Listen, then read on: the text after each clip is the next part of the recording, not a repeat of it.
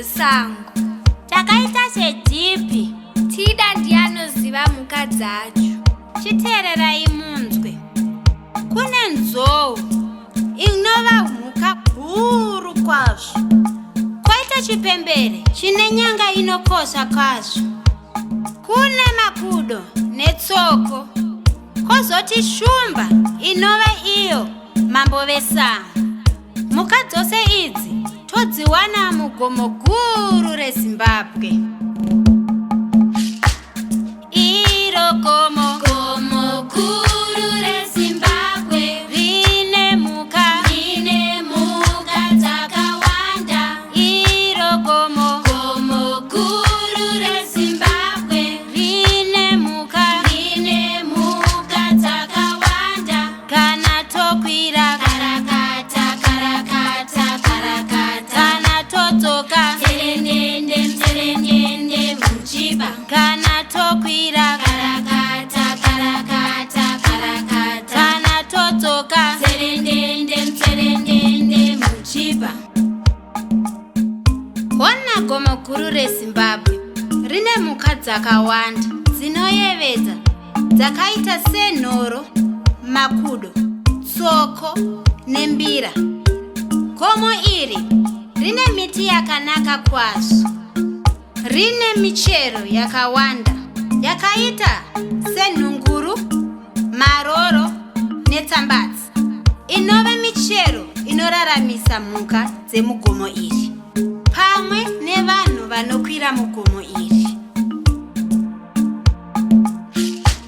Kana tokwira karakata kana todzoka tserendende muchiba. Kana tokwira karakata kana todzoka tserendende muchiba. Chitarisa kuyevedza kunoita guta guru reShamwari. Rine mhuka dzakawanda dzakanaka kwazvo. Mune shumba, mune mbizi, mune chipembere, mune nzou nefurira mudenga iyo yakareba kudarika mhuka dzose dziri muguta iri. Shiri dzinenge dzirimo zvakare dzichiimba mangwanani oga oga. Apo zuva anenge abuda zvake akavhenekera mhuka dziri muguta guru reShamwari.